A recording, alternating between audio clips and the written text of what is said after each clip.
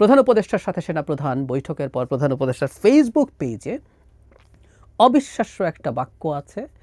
এই বাক্যটার তাৎপর্য মানে প্রাথমিকভাবে আমি এটুকু বলে রাখি, এই দুই ভদ্রলোকের প্রধান উপদেষ্টা এবং সেনাপ্রধানের মধ্যে কি বাই এনি চান্স কোনো সিরিয়াস দূরত্ব তৈরি হয়েছে?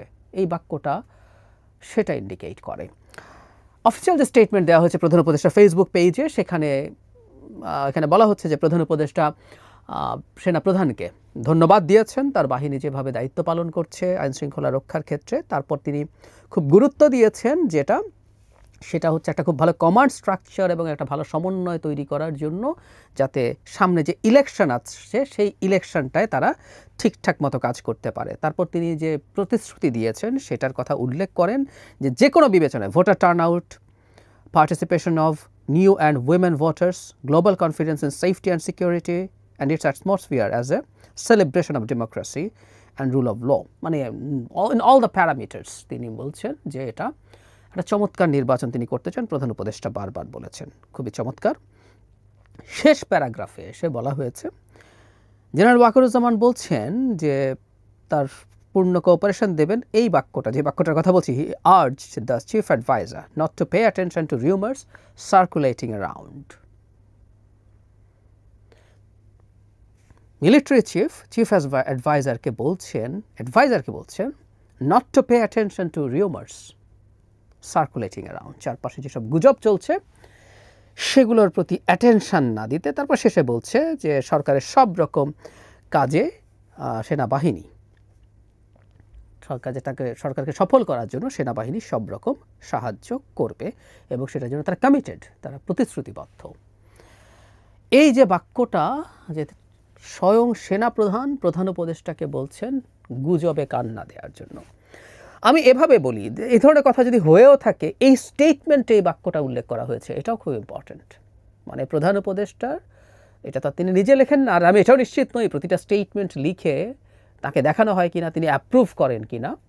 সো এই যে বাক্যটা এখানে আসলো, এটা প্রধান উপদেষ্টার অ্যাপ্রুভড বাক্য কিনা আমি নিশ্চিত নই, কিন্তু এটা এসছে। সো অফিসিয়ালি আমরা বলছি প্রধান উপদেষ্টা এই ধরনের একটা বক্তব্য, একটা বাক্য আমাদেরকেও জানাতে চেয়েছেন, কারণ এটা পাবলিক করা হয়েছে এবং যেহেতু সেখান থেকে লেখাই হয়েছে, এটা অবশ্যই বলাও হয়েছে। আবারও বলছি, বলা হয়েছে, কিন্তু এই বাক্যটা এখানে নাও থাকতে পারত। তাহলে আমরা এখন এই আলাপটা আনতেই হবে, মানে যখন রিউমারের কথা বলা হলো, তারপর কিন্তু সেনাপ্রধান বলছেন যে না, সরকারের যাবতীয় যা যা কাজ আছে সেগুলোর ক্ষেত্রে সরকারকে সফল করার জন্য তাকে সাহায্য করতে সেনাপ্রধান বলছেন তারা কমিটেড। তার মানে হচ্ছে রিউমারটা এইরকম, পরের বাক্যটা দিয়ে বোঝা যায় যে সেনাপ্রধান আসলে আর সরকারকে বা সেনাবাহিনী, তার নেতৃত্বে তার বাহিনী, সামরিক বাহিনী সরকারকে আর খুব বেশি সাহায্য করছে না, বা অনেক ক্ষেত্রেই সরকারকে অ্যান্টাগোনাইজ করার চেষ্টা করছে। ইনফ্যাক্ট এই রিউমারগুলো বাজারে আছে, মাঠে আছে, খুব সিরিয়াসলি আছে। আমরা জানি বেশ কিছুদিন থেকে, অনেক মাস হয়ে গেল, সেনাবাহিনী ম্যাজিস্ট্রেসি পাওয়ার নিয়ে মাঠে আছে এবং সেনাবাহিনীর দায়িত্ব পালন নিয়ে ইদানিং কিছু সংকট বা সমস্যা দেখা দিচ্ছে। কেউ ওটাকে ভিত্তি করেই সেনাবাহিনী তুলে নেওয়া টাইপের আলাপ করছেন। আমি প্রায় একটা কথা বলি, সেনাবাহিনী আসলে এই আইনশৃঙ্খলা, ডে টু ডে আইনশৃঙ্খলা রক্ষার কাজে ট্রেনিং প্রাপ্ত নয় কোনোভাবে। তার ট্রেনিং যুদ্ধ করার ট্রেনিং, ফলে তাদের দায়িত্ব পালনের ক্ষেত্রে ভুলভ্রান্তির সম্ভাবনা থাকেই। নুরুল হক নূরকে যে অ্যাকশন তার বিরুদ্ধে হলো, মেজর ভুল আছে। দেখলাম এই বাহানাতে, বা চট্টগ্রাম বিশ্ববিদ্যালয়ে যখন সংকট হচ্ছে, ঝামেলা হচ্ছে, তখন সেনাবাহিনীর আসতে দেরি হওয়া বা পদক্ষেপ নিতে কিছুটা দেরি হওয়া, এই ধরনের অভিযোগ করে সেনাবাহিনী তুলে নাও, সেনাবাহিনী ব্যারাকে ফিরিয়ে নাও, এই আলাপ অনেকে করছেন এবং গুরুত্বপূর্ণ সোশ্যাল মিডিয়া ইনফ্লুয়েন্সাররাও করছেন। ফলে একটা অভিযোগের চেষ্টা আছে যে সেনাবাহিনী ঠিকঠাক মতো করছে না। শুধু সেটা না, আরেক কাঠি সরেস সেটা হচ্ছে সেনাপ্রধান ১-১১ ঘটিয়ে দেবেন, ক্ষমতা নিয়ে নেবেন, ডক্টর ইউনূসকে সরিয়ে ফেলবেন। প্রেসিডেন্টের সাথে দেখা করতে গেলে আমি তিনি আলাদা একটা ভিডিও করেছি, এই কথা ছড়িয়ে দেওয়ার চেষ্টা করা যে তিনি জরুরি অবস্থা জারি করাতে যাচ্ছেন। এরকম নানা রকম গুজব সেনাপ্রধানকে নিয়ে আসলে বিভিন্ন সময় হচ্ছে। তিনি যেখানেই যান না কেন সেটাকে ধরেই নানান রকম কথাবার্তা। আমরা এখনও নিশ্চিত নই চিফ জাস্টিসের সাথে তারও কোনো বৈঠক হয়েছে কিনা, এরকম একটা গুজব ছড়িয়ে পড়েছে। গুজবও বলবো না, কারণ এটা মেইন স্ট্রিম মিডিয়াতে এসেছিল।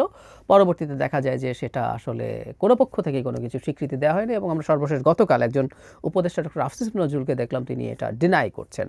সো আমরা জানি না, মানে সেনাপ্রধানকে নিয়ে নানান রকম কথাবার্তা হচ্ছে। এখন আমাদের যে প্রশ্নটা আসলে করতে চেয়েছি, এগুলোর ব্যাপারেও কি বাই এনি চান্স প্রধান উপদেষ্টা কনফিউজড? তিনিও কি এই গুজবের পাল্লায় পড়েছেন কোনো না কোনোভাবে?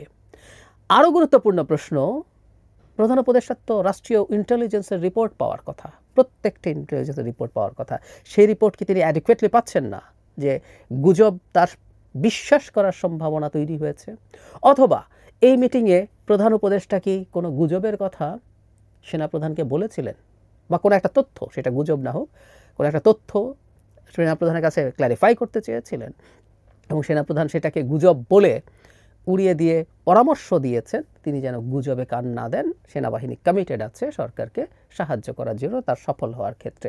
এরকম নানান প্রশ্ন এসে হাজির হচ্ছে এবং এটাই ইন্ডিকেট করে এই দুই মানুষের মধ্যে, আমাদের অতি গুরুত্বপূর্ণ এই ক্রান্তিলগ্নে অতি গুরুত্বপূর্ণ এই দুই ব্যক্তির মধ্যে কি কোনো ধরনের কোনো মিসআন্ডারস্ট্যান্ডিং আছে, কোনো ধরনের দূরত্ব আছে যে তারা এখন আর পরস্পরের কাছে খুব স্পষ্ট নন, তাদের কাছে কখনো কখনো কারো বিরুদ্ধে কোনো রকম কোনো গুজব রিউমারের কথা বলা হচ্ছে, একই কথাই, আর রিউমার ছড়িয়ে দিলে আরেকজন সেটাকে গ্রহণ করছেন, এই পরিস্থিতি আছে কি না, এই প্রশ্নগুলো করে রাখা ভালো। এবং প্রধান উপদেষ্টা এটাকে আবার প্রকাশ করে দিলেন সবার সামনে, সেইভাবে উনি এটা জানাতে চাইলেন জনগণকে। সব মিলিয়ে আমি বলবো এটা আমাদের কাছে প্রত্যাশিত না। এর আগেও আমরা খেয়াল করেছি, আমাদের মনে থাকার কথা, মিলিটারি চিফ যখন একবার নির্বাচন ডিসেম্বরে হবে বলে তিনি তাদের একটা সভায় বলেছিলেন, যেটা সব মিডিয়া ওটা থেকে নিউজ করেছিল, এবং নিউজ করার পর সরকারের দিক থেকে একটা স্টেটমেন্ট দেওয়া হয়েছিল অনেকগুলো ইস্যু নিয়ে চিফ অ্যাডভাইজারের ওখানে সেনাপ্রধানের এই ধরনের তার অথরিটির বাইরে বক্তব্য এই ধরনের কথা বলে তাকে তিরস্কার করা হয়েছিল ওই স্টেটমেন্টে। সুতরাং সেনাপ্রধান যা ভাবছেন, যেভাবে ভাবছেন, সেটা নিয়ে সরকার অ্যাজ এ হোল অথবা প্রধান উপদেষ্টারও কোনো কোনো ক্ষেত্রে কখনো কখনো অসন্তোষ আছে, এটা আমাদের মনে হয়েছে। তার পরবর্তীতে তারা এর মধ্যে বসেছেন, অনেকবার বসেছেন, কিন্তু এই দূরত্বটা কি রয়ে গেল? আমরা এক্সপেক্ট করি এরকম কোনো দূরত্ব থাকবে না।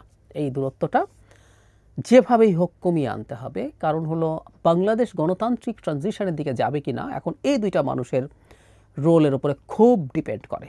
এখন এতদিন পর্যন্ত প্রধান উপদেষ্টা খুব টাফ ছিলেন না, সাম্প্রতিক সময়ে তিনি ইলেকশন ফেব্রুয়ারিতে হওয়ার ব্যাপারে খুবই টাফ হতে শুরু করেছেন এবং আমরা এই স্টেটমেন্টেও দেখছি তিনি সেটা বলছেন। এবং সেনাপ্রধান তো দীর্ঘকাল থেকে, আমরা বহুবার বলেছি, আবার একটু বলে রাখি, তিনি আসলে একটা নেক্সাসের টার্গেটে পরিণত হয়েছেন, কারণ তিনি নির্বাচনটা টাইমলি চান, ডিসেম্বরের মধ্যে চেয়েছিলেন, এখন যেহেতু ফেব্রুয়ারি সেটা চান।